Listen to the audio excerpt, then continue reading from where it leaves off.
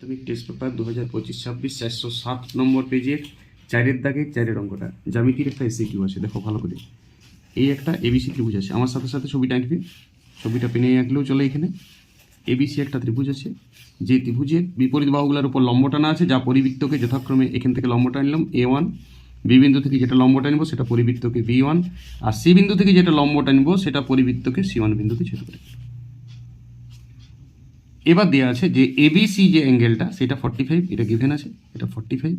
তাহলে বার করতে বলেছে C1 A1 B1 C1, মানে এই অ্যাঙ্গেলটার মান বার করতে বলেছে, এই অ্যাঙ্গেলটার মান বার করতে বলেছে, বাস আর কিছু না।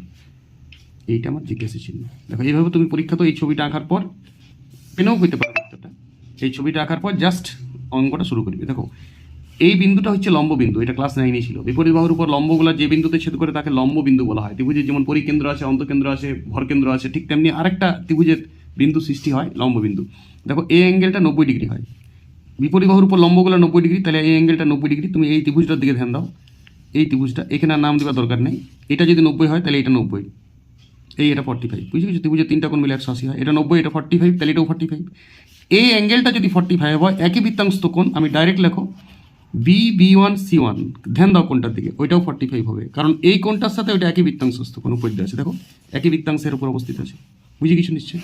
ওকে, এবার দেখো এইটাও তো বিপরীত বাহুর উপর লম্ব, তাহলে এই অ্যাঙ্গেলটা 90 ডিগ্রি। তুমি ধ্যান দাও ত্রিভুজ বি এ, আর এই নাম দিই না, আমি নাম দিই কি হবে MCQ করে, তাহলে এই অ্যাঙ্গেলটা 45 হবে। এ বি আর এইটা এক্স ধরছি আমি, এক্স এ বি এক্স ত্রিভুজটা দেখো, এইটা 45 দিয়ে আছে গিভেন, এটা 90 আমরা জানি বিপরীত বাহুর উপর লম্ব, তাহলে এটা 45।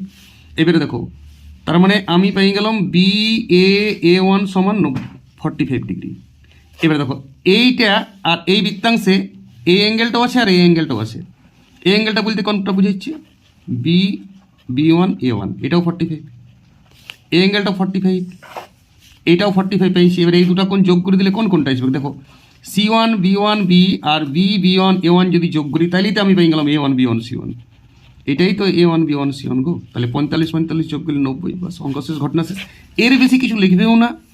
জ্যামিতিক শর্ট কোশ্চেন 3টা থাকে MCQ 2 নম্বরের, 3 দুগুণে 6 প্রায়, সেটা ছবি এঁকে একটু লিখলেই হয়। ছবিটাই আর মূল রাত, ছবিটাতেই তুমি এই জিজ্ঞেস চিহ্ন মুছবে না কিছু, ছবিটাই টিচার দেখবে, আর 1-2টা অ্যাঙ্গেল লিখবে, সময় বাঁচাতে হবে। মহাভারত লিখবে না, এটা কোনো উপপাদ্য নয়, এটা সম্পাদ্য নয়, এটা এক্সট্রা উপাদ্য নয়, এটাতে যতটুকু প্রয়োজন ততটুকু, এবং পেনে হবে, এটাকে পেন্সিল স্কেল করার কোনো দরকার নেই। ওকে, ভালো থাকো সবাই, রিপিট করো, অঙ্কটা প্র্যাকটিস করো, অঙ্কটা কিন্তু ভালো নতুনত্ব আছে। ওকে।